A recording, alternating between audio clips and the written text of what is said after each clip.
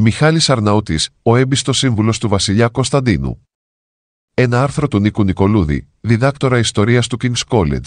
Η σύντομη βασιλεία του Κωνσταντίνου του Δεύτερου μεταξύ των ετών 1964-1967 χαρακτηρίστηκε από μεγάλη όξυνση των πολιτικών παθών, που είχαν ως κατάληξη την επιβολή της δικτατορίας των συνταγματαρχών την 21η Απριλίου του 1967. Η κύρια ευθύνη για τις πολιτικές εξελίξεις εκείνης της περίοδου βαρύνει τον ίδιο τον Κωνσταντίνο, ο οποίος και τις διαχειρίστηκε ως ανώτατος άρχον.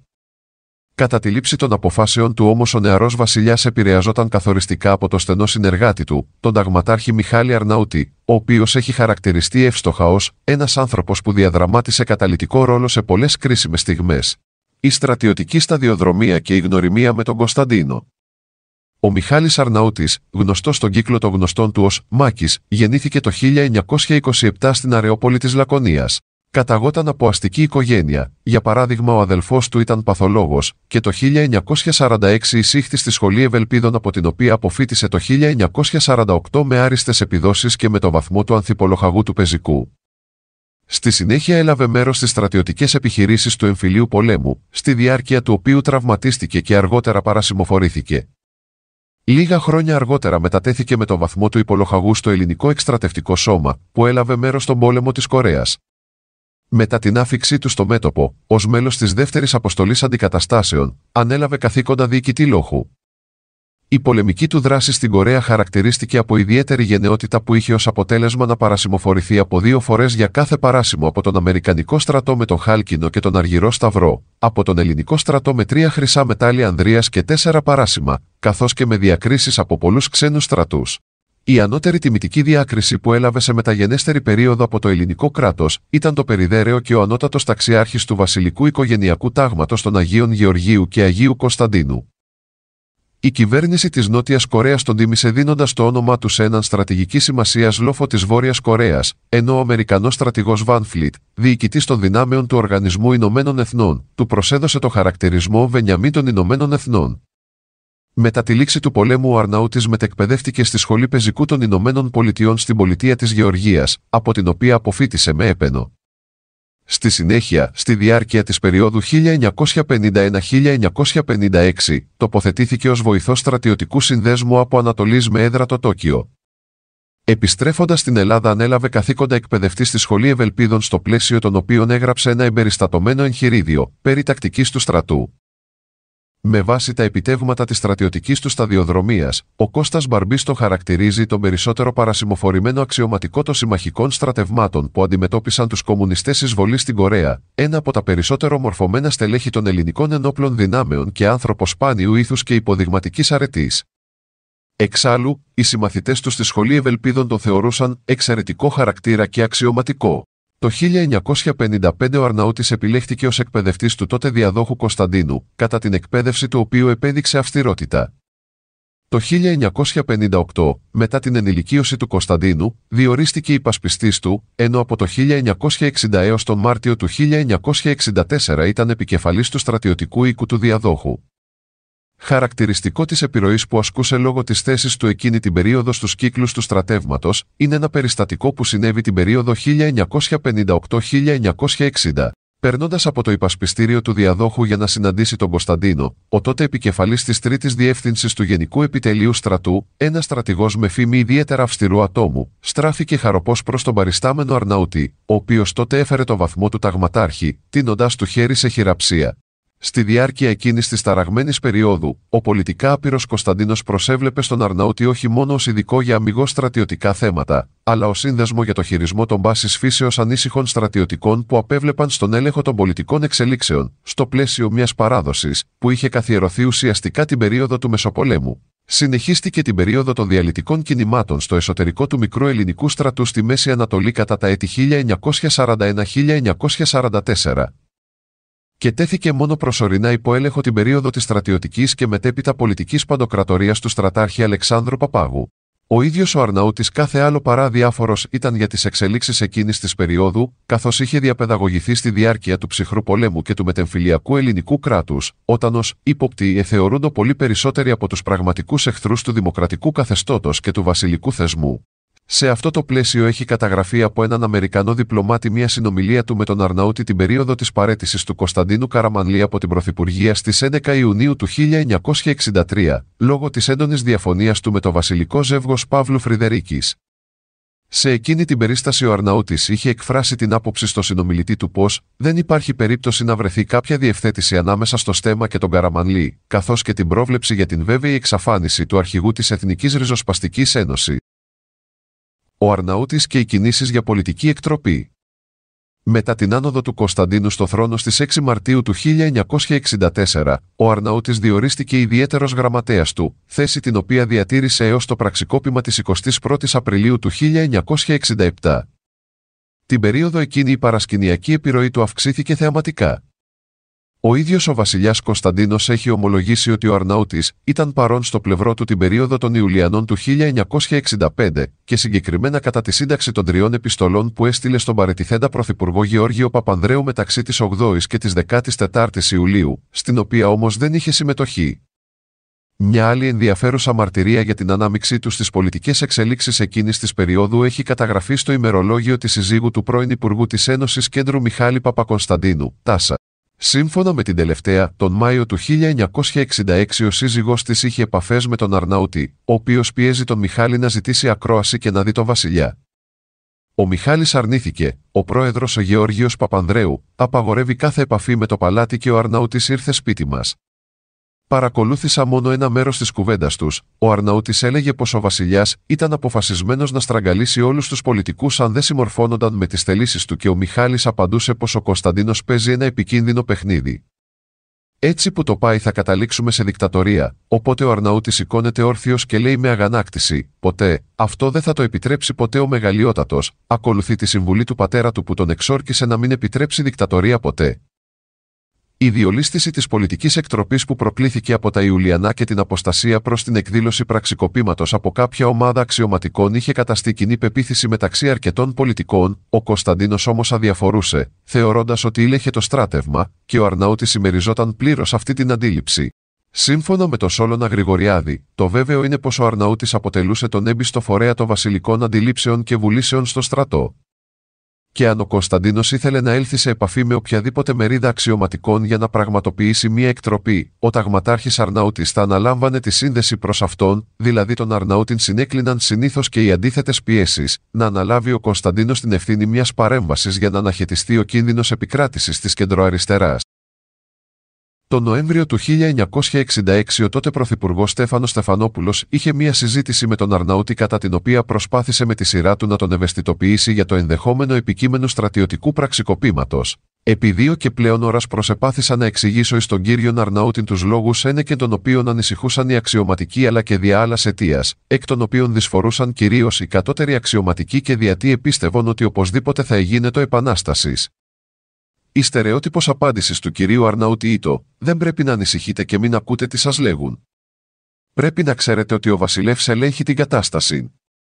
Ανεχώρησα, εάν θυμούμε από το έναντι των ανακτόρων γραφείων του κυρίου Αρναούτη, όπου έγινε η συνάντηση, με μεγίστας αμφιβολίας περί του αν ο βασιλεύς και οι περί αυτών ήλεγχον πράγματι την κατάσταση. Στις αρχές του 1967 ο Κωνσταντίνος είχε πάρει την απόφαση να προβεί σε ένα βασιλικό πραξικόπημα, ως λύση για το πολιτικό αδιέξοδο, μεταθέτοντας όμως επανειλημμένα την εκδήλωσή του. Από την άλλη πλευρά ο Αρναούτης, αν και υποτίθεται ότι ήλεχε το στρατό μέχρι μονάδος, όπως δήλωνε στον Κωνσταντίνο, απέτυχε να αντιληφθεί την έκταση της δυσφορίας της ομάδας των συνταγματαρχών, οι οποίοι προετοίμαζαν ένα άλλο πραξικόπημα με διαφορετική στόχευση, αν και ορισμένα μέλη της συμμετείχαν παράλληλα στην οργάνωση του βασιλικού πραξικοπήματος. Σύμφωνα με τον Αλέξη Παπαχελά, παρότι σε μία σειρά από περιστάσεις κατάλαβε ότι ετοιμαζόταν και άλλο κίνημα από μεσαίους αξιωματικούς, ο Αρναούτης είτε δεν το πήρε στα σοβαρά είτε δεν ενημέρωσε το βασιλιά. Ο Μακαρέζος μου διηγείτο για παράδειγμα, ότι όταν ο Αρναούτης πήγε να ενημερωθεί για την πορεία προετοιμασίας του σχεδίου εκτροπής στο γραφείο του Αρχηγού Γενικού Επιτελείου Στρατού, του στρατηγού Σπαντιδάκη, πήρε από το γραφείο του τον φάκελο με το σχέδιο συλλήψεων την πρώτη νύχτα. Πρώτο στη λίστα ήταν το δικό του όνομα. Οι συνταγματάρχες είχαν μπερδέψει την επίσημη λίστα με τη δική τους. Μόλις ο Αρναούτης είδε τον εαυτό του στον κατάλογο εκείνων που έπρεπε να συλληφθούν, ρώτησε: «Τι είναι αυτό?» Δεν έδωσε όμως συνέχεια και ο Κωνσταντίνος επέμενε μέχρι τέλους ότι κανείς δεν του το είπε. Ο Σόλων Γρηγοριάδης υποστηρίζει ότι ο ταξίαρχος Τηλιανός Πατακός, διοικητής του Κέντρου Εκπαίδευσης Τεθωρακισμένων και βασικό μέλος της Βασιλικής Συνωμοσίας των Στρατηγών, αλλά ταυτόχρονα και πρωταγωνιστικός τέλεχος της ομάδας των συνταγματαρχών, παραπλάνησε τον Αρναούτη παραδίδοντας λίγες ημέρες πριν από την 21η Απριλίου του 1967 στον ταγματάρχη Κωνσταντίνο μια έκθεση υποτύπων εκτίμησης της πολιτικής κατάστασης για να την προωθήσει στον Κωνσταντίνο μέσω του Αρναούτη. Ο Κομπόκης ήταν φίλος και συμμαθητής του Αρναούτη στη Σχολή Ευελπίδων, αλλά και έμπιστος του Κωνσταντίνου. Σε αυτήν υπογραμμιζόταν ο κίνδυνος επικείμενου εκλογικού θριάμβου της Ένωσης Κέντρου και η ανάγκη προληπτικής αποσόβησής του, αποκάλυψη που φαίνεται ότι απέβλεπε να ρίξει στάχτη στα μάτια του Κωνσταντίνου, αποδεικνύοντας την ομιμοφροσύνη του Πατακού. Στα απομνημονεύματά του όμως ο ίδιος ο Κωνσταντίνος διαψεύδει αυτή την εκδοχή αναφέροντας ότι όταν λίγες εβδομάδες μετά την 21η Απριλίου ο Πατακός του υπενθύμησε αυτή την έκθεση προειδοποίηση για το πραξικόπημα, ο ίδιος τον έφερε σε αντιπαράσταση τόσο με τον Κομπόκη όσο και με τον Αρναούτη, με αποτέλεσμα να αποδειχθεί ότι ο τελευταίος δεν είχε λάβει γνώση της με ευθύνη του Κομπόκη που δεν του την είχε παραδώσει. Η εξουδετερώση του Αρναούτη την 21η Απριλίου 1967. Κατά την εκδήλωση του πραξικοπήματος της 21ης Απριλίου ο Αρναούτης ήταν ένας από τους πρώτους που συνελήφθησαν. Όπως χαρακτηριστικά αναφέρει ο Αλέξανδρος Ζαούσης, η σύλληψή του απέβλεπε σε δύο στόχους: πρώτον, να αποκόψει τον βασιλιά από τον κύριο σύνδεσμό του με τις ένοπλες δυνάμεις και δεύτερον, να στείλουν στον Κωνσταντίνο μια προειδοποιητική βολή, ότι τα ταμπού της παντοδυναμίας του βασιλιά στο στράτευμα έχουν καταρρεύσει. Η σύλληψη του Αρναούτη πραγματοποιήθηκε με περιπετειώδη τρόπο. Το προηγούμενο μεσημέρι είχε γευματίσει με τον Κωνσταντίνο στο ξενοδοχείο Χίλτον, αλλά κανείς τους δεν είχε υποψιαστεί τι επρόκειτο να συμβεί σε λίγες ώρες. Τις πρώτες ώρες της 21ης Απριλίου περί τις 1:30 με 2 η ώρα, μια ομάδα 10 ένοπλων στρατιωτών πιθανώς πεζοναυτών, με επικεφαλής τους λοχαγούς Δημήτριο Λούκουτο και Ιωάννη Μανουσακάκη έφτασε στο σπίτι του στο Ψυχικό. Ένας από τους επικεφαλείς της άρχισε να του ζητάει να τους ανοίξει, με την πρόφαση ότι είχε εκδηλωθεί κομμουνιστικό πραξικόπημα και ότι είχαν έλθει για να τον παραλάβουν προκειμένου να τον προστατέψουν. Ο Αρναούτης, που συμπαραστεκόταν στην κατάκητη σύζυγό του, δεν πίστηκε και απέφυγε να απαντήσει. Αντίθετα, ασφάλισε όλες τις προσβάσεις και περί τις 2:10 με 2:04 τηλεφώνησε στον Κωνσταντίνο, αναφέροντάς του ότι το σπίτι του δεχόταν επίθεση από άγνωστους ένστολους και ζητώντας βοήθεια. Εκείνος τηλεφώνησε με τη σειρά του στον Κομπόκη, τότε διοικητή μονάδας καταδρομών, αγνοώντας ότι ήταν μέλος της ομάδας των πραξικοπηματιών, ζητώντας του να σπεύσει πρώτα στο σπίτι του Αρναούτη και στη συνέχεια στα ανάκτορα του Τατοΐου. Εξάλλου ο Αρναούτης επικοινώνησε τηλεφωνικά και με τον αρχηγό της αεροπορίας, τον αντιπτέραρχο Γεώργιο Αντωνάκο, ζητώντας του πληροφορίες για το τι ακριβώς συνέβαινε. Ο τελευταίος είχε δειπνήσει νωρίτερα στο σπίτι του με τον αρχηγό του Γενικού Επιτελείου Στρατού, τον στρατηγό Γρηγόρη Σπαντιδάκη, ο οποίος κατά την αποχώρησή του είχε συλληφθεί από τους πραξικοπηματίες εν αγνία του Αντωνάκου, ο οποίος ως εκ τούτου δεν ήταν σε θέση να διαφωτίσει τον Αρναούτη. Επειδή η κατάσταση πολιορκίας της οικίας του τελευταίου παρατηνόταν επικίνδυνα για την εξέλιξη του πραξικοπήματος, τον έλεγχο της επιχείρησης ανέλαβε ο άμεσος προϊστάμενος της ομάδας των επίδοξων εισβολέων, ο ταγματάρχης Ιωάννης Τιακάκης, σπέβδοντας επιτόπου. Κάλεσε τον Αρναούτη να τον ακολουθήσει για λόγους εθνικής ανάγκης και όταν δεν έλαβε απάντηση, οι άνδρες του κατέστρεψαν την κλειδαριά της πόρτας του σπιτιού με ρηπές αυτόματου όπλου. Οι εκδοχές για αυτά τα γεγονότα είναι αρκετά συγκεχημένες, αλλά σε κάθε περίπτωση ο Αρναούτης συνελήφθη, είτε μετά από σύντομη αντίσταση είτε κρυμμένος πίσω από κάποια κουρτίνα. Η σύλληψή του, μετά από περίπου 1,5 ώρα πολιορκίας, συνοδεύτηκε από σύντομο επιτόπιο ξυλοδαρμό του και τη μεταφορά του στο υπόγειο του Γενικού Επιτελείου Στρατού, ενώ ο τροπεούχος Τιακάκης κράτησε ως ενθύμιο της επιχείρησης το στρατιωτικό περίστροφο του Αρναούτη. Αυτές οι εξελίξεις είχαν ως αποτέλεσμα να προκληθεί αβυσαλαίο μίσος μεταξύ Αρναούτη και Στιακάκη, με τον πρώτο να διατυπώνει μετά από λίγους μήνες από το Λονδίνο, όπου είχε μετατεθεί ως βοηθός στρατιωτικού ακολούθου στην ελληνική πρεσβεία, ότι θα σκοτώσει τον δεύτερο, θα πετάξει το κεφάλι του και θα κρεμάσει ανάποδα το πτώμα του στο μπαλκόνι του σπιτιού του μέχρι να λιώσει. Και ας βρωμάει. Και το Στιακάκη να απαντά, να έρθει πρώτα να πάρει αυτό που του πήρα εκείνο το βράδυ και να πραγματοποιήσει την απειλή. Αλλά δεν είναι άντρας. Σχολιάζοντας τη βιαιότητα που εκδήλωσαν οι πραξικοπηματίες έναντι του Αρναούτη, ο αρεοπαγίτης Κωνσταντίνος Κόλλιας, πρώτος πρωθυπουργός του δικτατορικού καθεστώτος, αναφέρει τα εξής: «Όσην εμπιστοσύνη έτρεφεν ο βασιλεύς προς τον κύριον Αρναούτην, τόσην εχθρότητα το επεφύλασον οι συνάδελφοί του αξιωματικοί. Άλλοι με τον ευθώνουν δια την επίζηλον θέσιν είχεν αποκτήσει πλησίον του βασιλέως και άλλοι τον εμίσουν, διότι ειρνήτω να τους φέρει σε επαφήν μετά του βασιλέως, ως ηξίουν, κατά παράβασιν πάσης ιεραρχίας και πειθαρχίας. Και τα αισθήματα των ταύτα οι επαναστάτε εξεδήλωσαν εις το Πεντάγωνο νησό των μετέφερων μετά τη σύλληψή του, όπου κατώτεροι του αξιωματικοί εβιοπράγησαν άνευ αιτίας, κατά του προσώπου του, του Θω περινάγκασε τον τετιμημένον τούτον πολεμιστή του Κορεατικού πολέμου να τους ερωτήσει, εάν τι αυτήν αντίληψην είχον περί γενναιότητος και ανδρείας. Ο Αρναούτης και το βασιλικό αντικίνημα του 1967.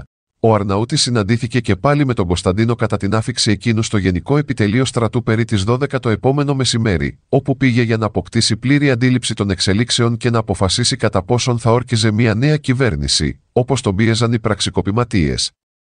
Από την πρώτη στιγμή της άφιξης του ζήτησε πιεστικά να συναντήσει τον κρατούμενο γραμματέα του στο γραφείο του αρχηγού Γεθά στον 5ο όροφο, προτού πάρει οποιαδήποτε απόφαση. Τελικά, με πρωτοβουλία του Πατακού επιτράπηκε στον Αρναούτη να συναντηθεί με τον βασιλιά για 10 λεπτά. Όταν πέρασε αυτή η διορία, ο Στιακάκης και 2 λοχαγοί όρμησαν στο δωμάτιο και τον απομάκρυναν με την απειλή των αυτόματων όπλων που κρατούσαν. Δεν είναι γνωστό τι ακριβώς διαμήφθηκε μεταξύ των 2 ανδρών, επηρεασμένος όμως από τις εντυπώσεις άλλων συλληφθέντων αξιωματικών, ο Κωνσταντίνος φοβήθηκε ότι θα εκτελούσαν τον Αρναούτη. Τελικά, αφού δέχτηκε να ορκίσει την κυβέρνηση των πραξικοπηματιών, του επιτράπηκε να τον πάρει μαζί του στα ανάκτορα του Τατοΐου, όπου και τον φιλοξένησε αρκετό καιρό φοβούμενος για την ασφάλεια του. Καθώς γνώριζαν ότι ο Κωνσταντίνος θα προσπαθούσε να τους απομακρύνει από την εξουσία με κάθε τρόπο, οι πραξικοπηματίες επιδίωξαν να τον απομονώσουν από όλους τους υποστηρικτές του. Σε αυτό το πλαίσιο ο Αρναούτης μετατέθηκε με το βαθμό του αντισυνταγματάρχη στην ελληνική πρεσβεία στο Λονδίνο ως βοηθός του στρατιωτικού ακολούθου. Πριν από την αναχώρησή του όμως περί τις αρχές Μαΐου, ανέθεσε στον πιστό βοηθό του, τον ανθιποσμηναγό Κούλη Κουκουλωμάτη, καθήκοντα άτυπου συνδέσμου μεταξύ του Κωνσταντίνου και 2 έμπιστων φιλοβασιλικών απόστρατων αξιωματικών, του πρώην αρχηγού του Γενικού Επιτελείου Στρατού Ιωάννη Γεννηματά και του υποπτεράρχου Μιτσάκου. Αυτοί είχαν μια καλή εικόνα της κατάστασης που επικρατούσε στο εσωτερικό των ενόπλων δυνάμεων, παραδίδοντας χρήσιμες πληροφορίες για την οργάνωση του βασιλικού αντικινήματος του Δεκεμβρίου του 1967. Από την πλευρά του ο Αρναούτης προσπάθησε να βοηθήσει τα σχέδια του βασιλιά από το εξωτερικό. Έτσι στα μέσα Οκτωβρίου του ίδιου έτους, λίγο καιρό πριν από το δραματικό επεισόδιο Κοφίνου στην Κύπρο, το οποίο λίγο έλειψε να προκαλέσει τουρκική εισβολή, συνάντησε στο Παρίσι τον αυτοεξόριστο Κωνσταντίνο Καραμανλή σε μια προσπάθεια να τον εντάξει στο σχεδιασμό του αντικινήματος που προβλεπόταν να εκδηλωθεί κατά την παρέλαση της 28ης Οκτωβρίου. Ο τελευταίος όμως τον απέτρεψε επισημένοντάς του τον απρόβλεπτο χαρακτήρα κάθε στρατιωτικού κινήματος και τη σταθερότητα του δικτατορικού καθεστώτος, που δεν έδειχνε ότι θα μπορούσε να ευνηδιαστεί εύκολα. Σύμφωνα με δημοσίευμα της εφημερίδας Ακρόπολης της 13ης Ιανουαρίου του 1980, στο οποίο αποκαλύφθηκε αυτή η ιστορία, ο Καραμανλής απάντησε στον Αρναούτη: «Θα σας υποδείξω άλλον δρόμο, πιο ασφαλή, πιο ομαλό και πιο αποτελεσματικό. Εντός ολίγου θα διέλθει κάποια σοβαρή δοκιμασία το καθεστώς των Αθηνών, που θα οφείλεται σε εθνική περιπέτεια. Εγώ δεν θα είμαι εις θέση να αποτρέψω αυτή την περιπέτεια. Αλλά τότε θα είναι η κατάλληλη στιγμή να ενεργήσει ο βασιλεύ. Θα διευκολύνω εγώ την κατάσταση να πω εδώ. Όταν θα έλθει η εθνική περιπέτεια, τότε θα υψώσω τη φωνή μου. Θα κατηγορήσω ευθέως τους συνταγματάρχες, θα καλέσω αυτούς να αποχωρήσουν και τους αξιωματικούς γενικά να τους ανατρέψουν αν δεν θελήσουν εκουσίως να παραχωρήσουν την εξουσία». Η εφημερίδα ερμηνεύει τη στάση του Καραμανλή ως εξής: όχι κίνημα απευθείας. Αλλά ο βασιλεύς σαν ρυθμιστής του πολιτεύματος οφείλει να επέμβει για να αντιμετωπιστεί η περιπέτεια σχηματίζοντας νέα κυβέρνηση με εθνική σύνθεση, αντικαθιστώντας τον πρωθυπουργό Κόλια με προσωπικότητα πανεθνικής απηχήσεως. Στις 15 Δεκεμβρίου του 1967, την επομένη της άφιξης του Κωνσταντίνου στη Ρώμη, μετά την αποτυχία του βασιλικού αντικινήματος που εκδηλώθηκε στις 13 Δεκεμβρίου, ο Αρναούτης έλαβε μέρος σε σύσκεψη που πραγματοποιήθηκε στο κτίριο της ελληνικής πρεσβείας στην Ιταλική πρωτεύουσα με συμμετοχή του πρωθυπουργού Κωνσταντίνου Κόλια, του στρατηγού εναποστρατεία Κωνσταντίνου Δόβα και του αυλάρχη Λεωνίδα Παπάγου, γιου του Αλεξάνδρου Παπάγου.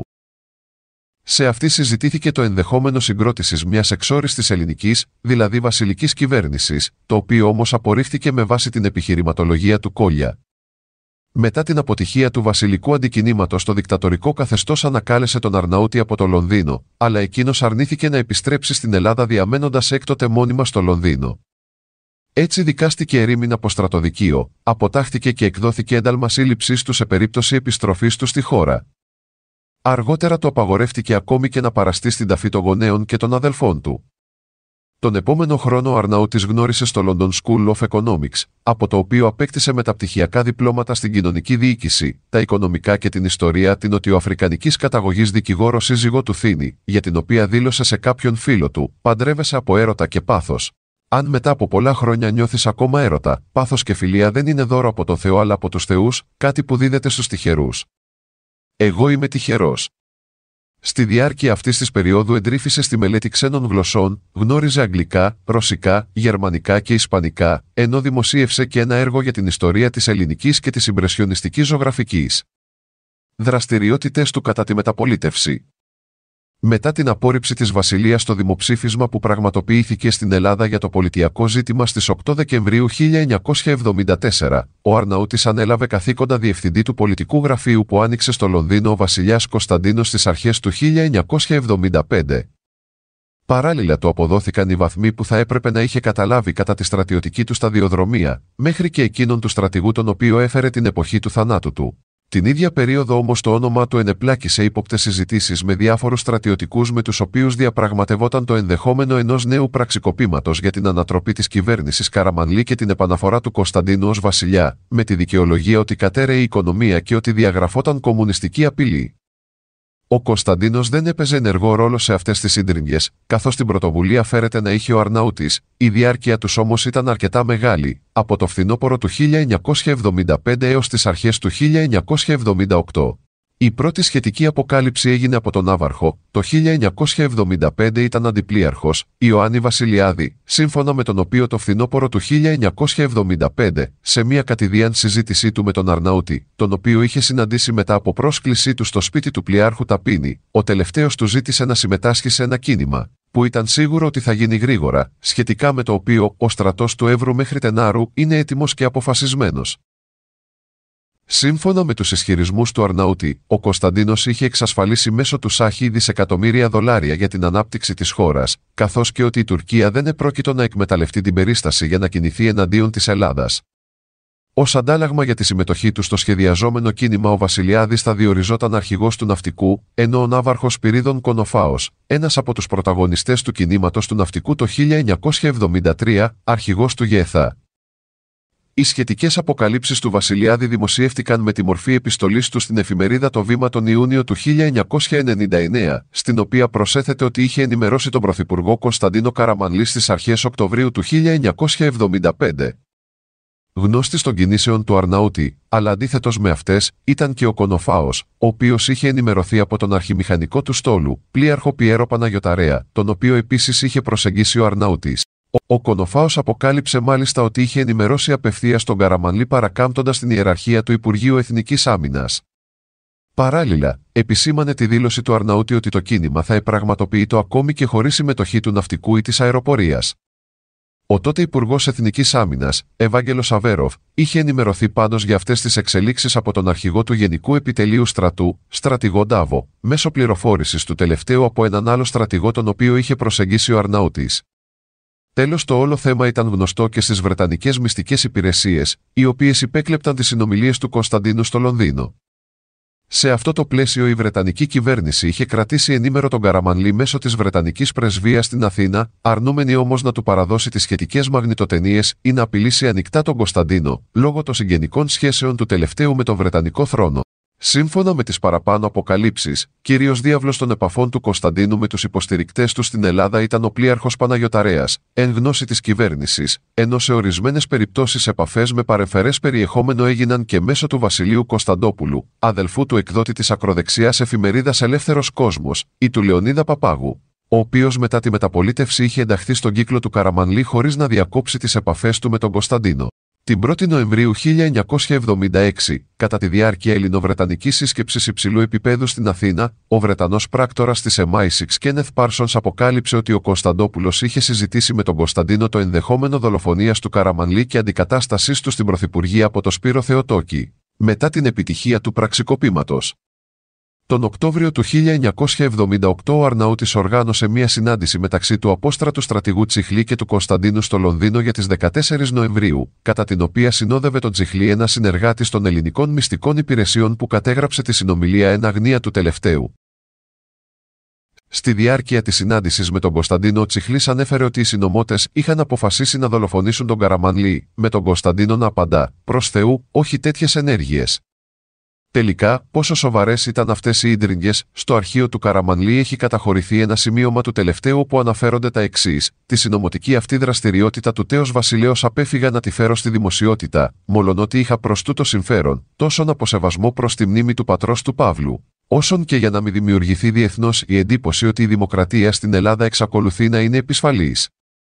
Αντίθετα, ο Κωνσταντίνος δηλώνει στα απομνημονεύματά του ότι στα τέλη του 1976 ή τις αρχές του 1977 διέψευσε τα περί ανάμειξής του σε αντικαραμανλικές συνωμοσίες τόσο προς τον Γεώργιο Ράλη, τον οποίο είχε στείλει ο Καραμανλής στο Λονδίνο για να συναντήσει επί τούτου τον Κωνσταντίνο, όσο και προς τον Βρετανό Πρωθυπουργό James Callaghan, ο οποίος και τον πίστεψε.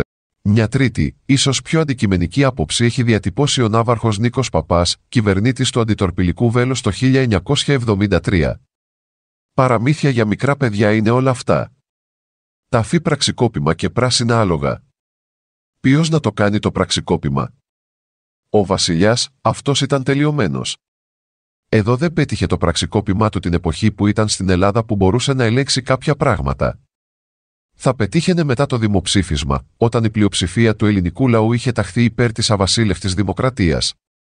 Η μοναδική περίπτωση εκδήλωσης πραξικοπήματος μετά τη μεταπολίτευση ήταν οι πρώτες 4-5 εβδομάδες μετά, όταν οι χουντικοί προσπαθούσαν να ανατρέψουν την κυβέρνηση Εθνικής Ενότητας. Από τη στιγμή όμως που ο Αβέροφ, πολύ έξυπνα φερόμενος, άρχισε να επαναφέρει στην ενέργεια τους απότακτους αξιωματικούς και να τους αναθέτει όλες τις κύριες μονάδες, τέλειωσε το πανηγύρι.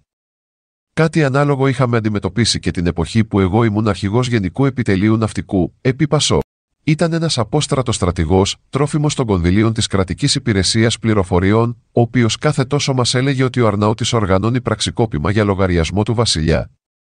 Μάσαγε λοιπόν κονδύλια ο στρατηγός, πέρναγε ωραία στο Λονδίνο κάνοντας ταξιδάκια και μας έκανε εμάς εδώ να τρέχουμε κάθε τόσο με επιφυλακές και τέτοια, για να προλάβουμε τα δίθεν πραξικοπήματα. Ο Αρναούτης πέθανε στο Λονδίνο στις 3 Σεπτεμβρίου 1998, σε ηλικία 71 ετών, και 2 ημέρες αργότερα κυδεύτηκε στην Αθήνα στο πρώτο νεκροταφείο με πλήρεις στρατιωτικές τιμές. Μετά από επιθυμία του ιδρύθηκε στις 12 Ιουλίου 1999 στο Λονδίνο το κοινοφελές ίδρυμα Στρατηγός Μιχάλης Αρναούτης, το οποίο από το 2002 και εξής χορηγεί υποτροφίες μεταπτυχιακών σπουδών σε Έλληνες φοιτητές εφαρμοσμένων επιστημών, ενώ δραστηριοποιείται και σε άλλους τομείς στην Ελλάδα. Ο Γράφων είχε γνωρίσει τον Αρναούτη στο πλαίσιο μιας σύντομης τυπικής συνάντησης στο γραφείο του το φθινόπωρο του 1984. Η εντύπωση που του είχε προκαλέσει ήταν εκείνη ενός σοβαρού και πολύ τυπικού ατόμου. Στο βιογραφικό σημείωμά του στην ιστοσελίδα του Ιδρύματος που φέρει το όνομά του αναφέρονται τα εξής για την προσωπικότητά του. Ήταν άνθρωπος με εξαιρετικά προσόντα, γενναιόδωρος στο πνεύμα και ευγενής στην ψυχή. Όλοι όσοι το γνώρισαν μιλούσαν για την ευγένειά του, την ευαισθησία του και την ικανότητά του να γνωρίζει πότε πρέπει να ακούει και πότε να μιλάει. Ήταν ένας άνδρας ασυνήθιστα γενναιόδωρος. Είχε πολύ καλή αίσθηση του χιούμορ και ένα μεταδοτικό γέλιο. Η ακεραιότητα του χαρακτήρα του ήταν απόλυτη και η αίσθηση τιμής και αφοσίωσης σπάνια. Παρά τα πολυάριθμα χαρίσματά του ήταν μετριόφρον, διακριτικός και πιστός στους φίλους του. Ήταν ψηλός, εμφανίσιμος και με επιμελημένο παρουσιαστικό, μια αποτίμηση της πολιτικής του σταδιοδρομίας. Η πολιτική διαδρομή του Αρναούτη αποδεικνύει χωρίς αμφιβολία ότι πράγματι τον διακατήχε αίσθηση τιμής και αφοσίωση στο βασιλιά Κωνσταντίνο. Η περίπτωση του παρουσιάζει ορισμένες αναλογίες με εκείνη του Ιωάννη Μεταξά την περίοδο του εθνικού διχασμού, όταν ο τελευταίος, ως ηθήνονος στο συνδέσμο των επιστράτων, κατόρθωσε την περίοδο 1916-1917 να βραχικυκλώσει τις πολιτικές εξελίξεις προς όφελος του βασιλιά Κωνσταντίνου του Πρώτου, στον οποίο παρέμεινε πιστός μέχρι τέλους. Ο Αρναούτης είχε παρόμοιες προθέσεις, αλλά οι συγκυρίες δεν τον ευνόησαν. Παρά την αφοσίωσή του στο θεσμό της βασιλείας και προσωπικά στον Κωνσταντίνο, το 1967 ο πολιτικός διχασμός της ελληνικής κοινωνίας δεν ήταν δυνατόν να αξιοποιηθεί προς όφελος του θρόνου, ενώ και ο νεότερος Κωνσταντίνος δεν ενέπνεε αισθήματα πίστης σε ένα σημαντικό τμήμα του στρατού στον ίδιο βαθμό με το συνονόματο παππού του. Υπό αυτή την έννοια, τα πραγματικά προσόντα του Αρναούτη, εκείνα τα οποία είχε επιδείξει στα πεδία των μαχών, παρέμειναν αναξιοποίητα στις περιστάσεις κατά τις οποίες θα ήταν πραγματικά αναγκαία, όπως κατά την τουρκική εισβολή στην Κύπρο. Συγγραφέας του άρθρου είναι ο διδάκτορ ιστορίας του King's College Νίκος Νικολούδης, το οποίο δημοσιεύτηκε στο τεύχος Σεπτεμβρίου 2024, αριθμός τεύχους 675, της ιστορίας εικονογραφημένης.